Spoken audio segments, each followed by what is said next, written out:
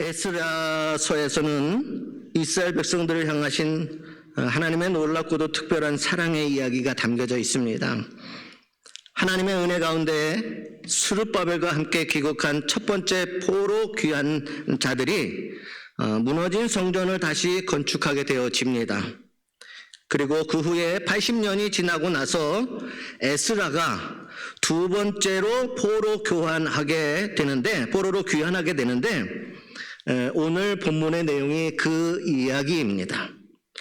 그런데 여기까지의 상황을 보면 인간적으로 또 시대적으로 이해되지 않는 몇 가지가 있습니다.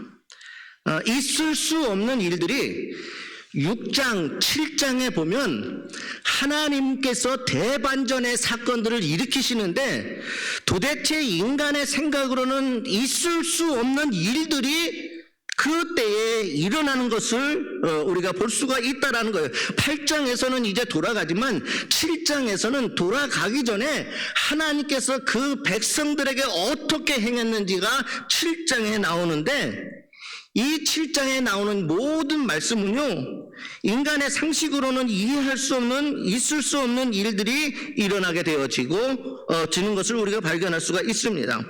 그 첫 번째로 바벨론을 정복한 당대 최고의 제국 페르시아가요, 아주 보잘것도 없고 힘도 없고 그러한 포로인 이스라엘 백성들을 아무 조건 없이 돌려보낸다라고 하는 사실입니다. 이 7장의 이야기가 나와요. 6장에서부터 이상한 기류가 시작이 되고 7장에서는 또 어떤 조건을 따지지 아니하고 대제국이었던 페르시아가 아니 저 보잘것도 없고 노예 신분에다가 아무것도 아닌 그 백성들 그들만 이 대제국 중에서 유일하게 이스라엘 백성들만을 돌려보내는 일이 일어나게 되어집니다.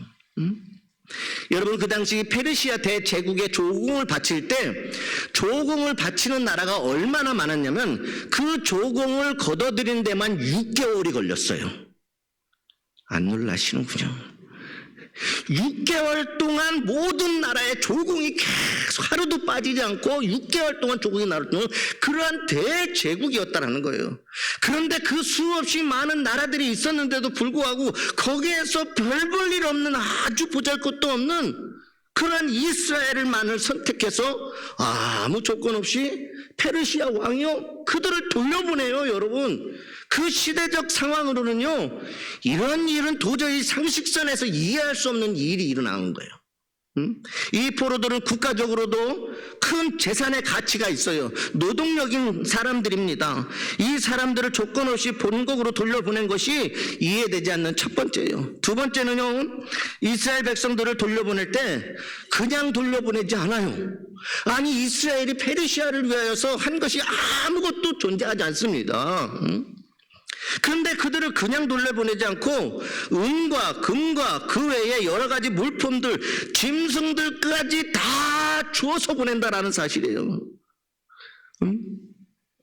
그것도 이스라엘의 하나님 성전을 짓는데 필요한 것들을 위하여서 물품들을 다 주게 했는데 이것도 이해할 수 없는 부분이라는 겁니다. 마치요 이스라엘이 전쟁에서 승리를 했고 페르시아가 패배하여서 모든 것을 내어주는 상황인 것처럼 보인다는 거예요. 실제적인 상황이 이게 전도가 되어져 버렸다는 거예요. 세 번째는요, 여기에서 한술 더 떠요. 한술 더 떠서 에스라 7장 20절에 보면은요, 그 외에도 내 하나님의 성전에 쓰일 것이 있어서 내가 드리고자 하거든 무엇이든지 궁중 창고에서 내다가 드릴지니라, 이렇게 기록하고 있다라는 거예요. 7장 20절에 이렇게 말씀하고 명령과 함께 모든 창고지기에게 신속히 시행하라는 조서까지 보내요, 왕이. 또 만일 이 명령을 따르지 않는 자는 속히 죽이거나 귀양을 보내거나 가산을 몰수하거나 옥에 가둘 것이라고 명령까지 내려집니다. 도저히 이거는 있을 수 없는 일인데 이 일이 일어나기 시작했다라는 거예요. 사실이 되기 시작했다라는 거예요. 하나님을 믿지 않는 이방 나라의 최고의 왕이 노예인 이스라엘 백성들에게 이렇게 정말 과잉 징조를 베푸는 이유는 무엇일까? 도대체 이스라엘이 어떤 존재이기에, 도대체 이스라엘이 어떻게 페르시아에 했길래 왜 그 대제국의 왕인 부족함이 없는 그가 그들만 보내는 것이 아니라 모든 은과 금과 모든 부귀영화와 성전에 필요한 모든 것들을 다 가지고 가라고 이 창고지기들이 그것을 지키지 않으면 사형을 시키고 귀양을 보내고 모든 재산을 몰수하고 말해요. 옥에 가둔 했어요. 이렇게 과잉하게 그들에게 친절을 베푸는 이유가 무엇일까? 에스라는요, 이것을 어떻게 표현을 했냐면 우리 하나님의 선한 손의 도우심이라 이렇게 고백을 합니다.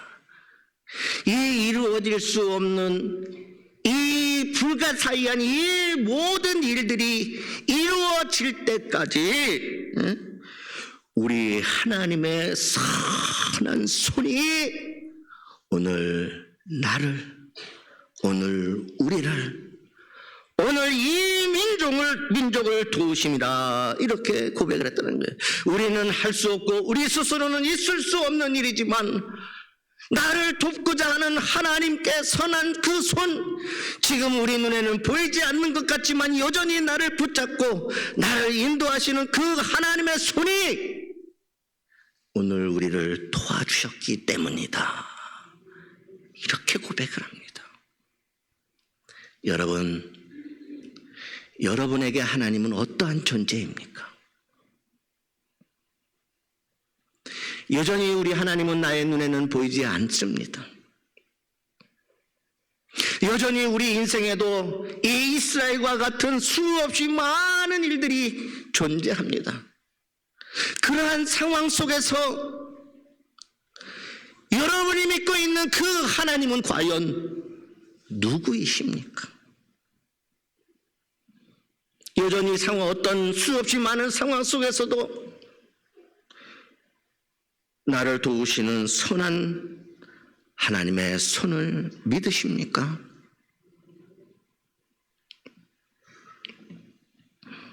그러면 도우시는 하나님의 선한 손은 어떠한 손입니까? 첫 번째는 택한 백성과 함께 하시는 하나님의 손이라는 거예요. 택하신 백성과 함께 하시는 하나님의 손이라는 거예요. 하나님이 택하셨으면 그 어떤 상황과 그 어떤 역사 속에서도 하나님은 그들과 함께 하시고 그들의 손을 붙잡으신다는 겁니다.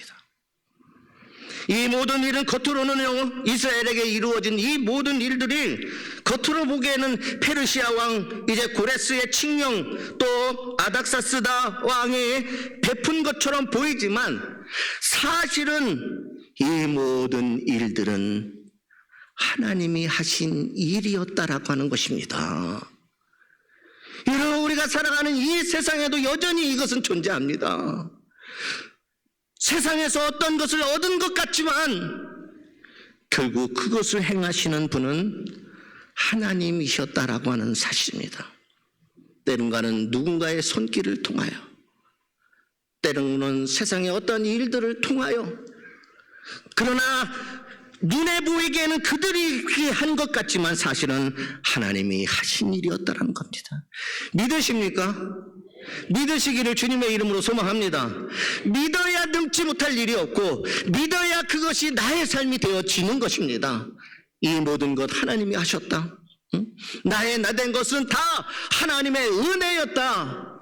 이것이 그리스도인들의 신앙의 모습이 아니겠습니까? 이스라엘 역사뿐만 아니라 인류의 역사가 다 그렇습니다. 어느 시대나 최강국이 등장을 하고 절대 권력의 왕이 시대를 주름잡고 있는 것 같지만 그 역사를 주장하시고 이끄시는 손은 하나님의 손이었다라고 하는 사실입니다. 에스라는 그것을 고백하는 거예요. 그들에게 모든 일어났던 그 상황을 뒤집고 있을 수 없는 그 모든 일들이 그들에게 일어나는 모든 것들은 역사를 주관하시는 선택한 백성을 포기하지 않으시는 하나님의 선한 손의 도우심이다. 오늘 이 하나님의 선한 손의 도우심은 여러분의 인생에도 동일합니다. 지금 우리가 어떤 상황과 형편에 처해 있다 할지라도 여러분 낙심하지 않고 절망하지 않고 오히려 감사할 수 있는 이유는 바로 하나님이 우리와 함께 하시고 하나님의 손이 우리를 붙들고 계시기 때문인 줄 믿습니다. 두 번째로 하나님의 손은 참되게 예배하는 자와 함께 하시는 하나님의 손입니다. 참되게 예배하는 자와 함께 하신다. 참으로 예배드리는 자를 택하시고 그들에게 선한 길로 은혜를 베풀어 주시는 하나님이시라는 거예요. 오늘 말씀의 핵심이 이 말씀입니다. 여러분, 아닥사스다 왕의 조서로 이스라엘로 돌아갈 사람들이 준비하기 위해서요, 아하와 강가에 다 모였는데 3일 동안 조사를 해본 결과 돌아가기에는 심각한 문제가 있다는 것을 발견을 해요. 돌아가면 심각한 문제가 있다는 것을 그들이 발견했는데 그것이 무엇이냐면 성전에서 봉사하고 하나님께 드리는 제사를 수종들 레위인이 한 사람도 없었다라는 겁니다. 포로로 끌려온 레위인 중에 예루살렘으로 돌아가 레위인 본연의 임무인 성전에서 시종드는 일을 하려는 사람이 없었던 것입니다. 실은 레위인이 없었던 것이 아니라 성전으로 돌아가려고 하는 레위 지파의 사람들이 없었던 거예요. 수르바벨을 통하여서 1차 포로 교환, 여러분 이 역사를 잘 아셔야 되는 게 수르바벨을 보내서 1차 포로 교환하면서 가장 먼저 하나님께서 하신 것이 뭐냐? 성전을 재건하는 거였어요. 그리고 이 에즈라를 통하여서 두 번째 포로 교환에 그 성전을 건축한 그 성전에서 하나님 앞에 참으로 예배하는 예배자를 하나님께서는 원하셨다는 겁니다. 여러분, 왜 성전에서 시종드는 일을 하려는 사람이 없었을까? 그 이유는 성전에서 레위인으로 감당해야 할 일이 힘들고 너무나도 고달팠기 때문입니다. 그들에게 주어지는 보수와 대우는 너무나도 보잘것 없었기 때문입니다. 차라리 포로 신분이지만 페르시아에 남아서 다른 직업을 가지고 사는 삶이 더 편안했고 안락했기 때문이라는 거예요. 그런데 문제가 제사 공동체이고 예배 공동체인 이스라엘이 성전 제사에 시중을 들 사람이 없어서 돌아가도 하나님 앞에 예배를 드릴 수 없는 상황이 되어버렸다는 겁니다.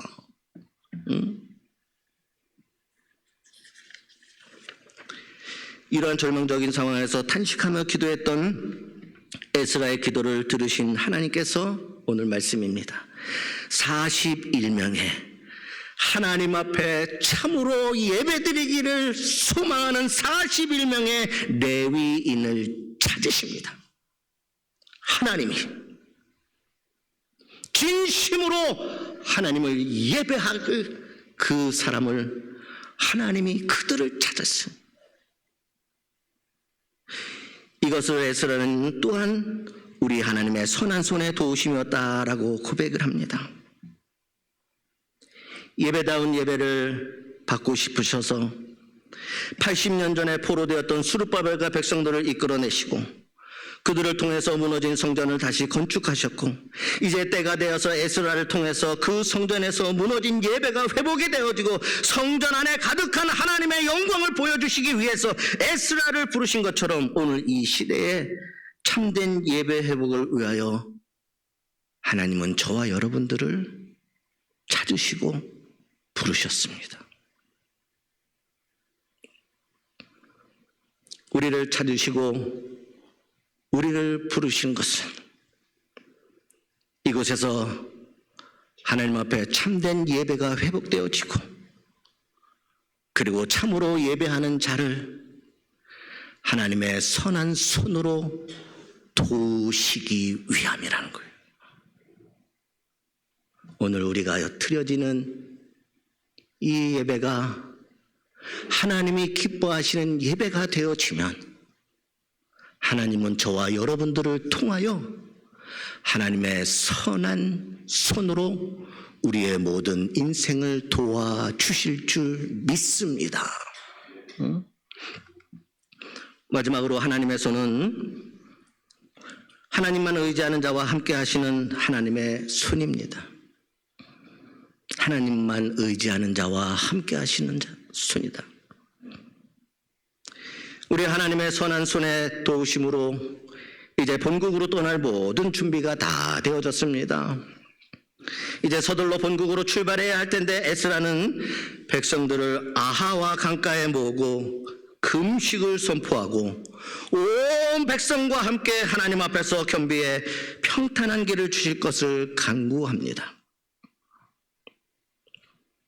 여러분, 에스라 입장에서는 현실적인 도움이 될 수 있는 사람인 페르시아 왕을 의지하는 것이 당연할 것입니다. 왕에게 찾아가서 군대를 주시옵소서, 우리를 지킬 병사들을 주시옵소서, 우리가 가는 길을 평탄케 지켜주시옵소서, 이것이 어떻게 보면 세상적인 모습일 것입니다.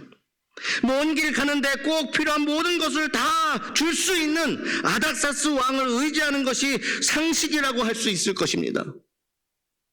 그러나 에스라는 자신들에게 베풀어진 그 은혜는 고마웠지만, 감사하지만,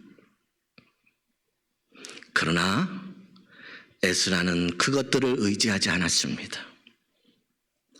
하나님의 선한 손이 하나님을 찾는 자들에게 은혜를 베푸실 것을 그가 믿었기에 그는 왕이 아니라, 세상의 군대가 아니라 만왕의 왕이신 여호와 앞에 금식을 선포하며 오직 하나님을 의지하고, 이제 우리가 하나님 앞에 다시 돌아가 회복되어질 그 땅으로 돌아갈 때에 우리는 이 세상에 의지할 다른 것들이 아니라 오직 하나님 한 분만을 의지하겠습니다라고 하는 믿음의 고백을 드리고 있다라고 하는 것입니다. 하나님, 세상 것 의지하지 않고 하나님만을 의지하겠습니다. 왜 그렇습니까? 6장 7장을 보면 그 이스라엘 백성들에게 이루어진 모든 일들이 고레스가, 아닥사스가 아니에요.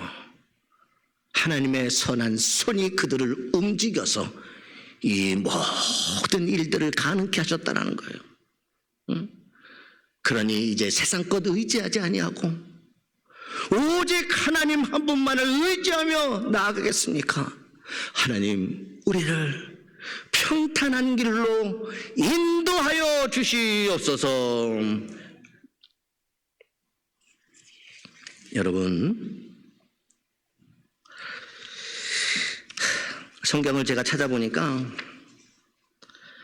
창세기 37장에서 50장에 보면 형들에게 팔려 종이 되고 누명을 쓰고 감옥에 갇히는 요셉의 이야기가 나옵니다. 요셉의 삶 전체를 주관하시는 것은 보이지 않는 하나님의 손이었습니다. 요셉은 이렇게 고백합니다. 창세기 50장 20절의 말씀. 당신들은 나를 해하려 했으나 하나님은 그것을 선으로 바꾸사. 37장에서 50장에 보면 요셉이 어떠한 고난을 당하는지가 다 나옵니다.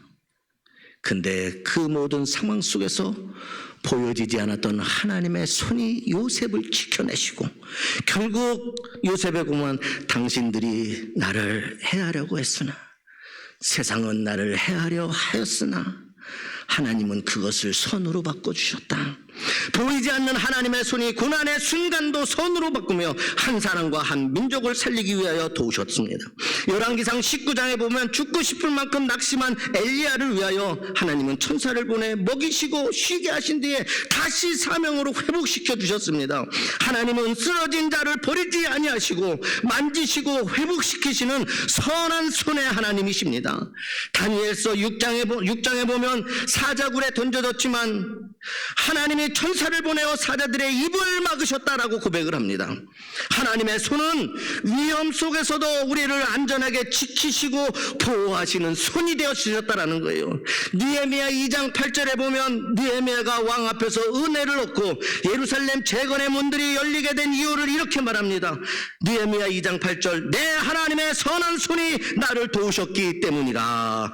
에스라와 동일한 고백을 합니다. 하나님의 손이 앞서서 일하시고 길을 열어주셨다라고 하는 고백입니다. 마태복음 14장 28절에서 31절에 무리를 걷던 베드로가 무서워 빠져갈 때 예수님께서 즉시 손을 내밀어 그의 손을 붙잡으십니다.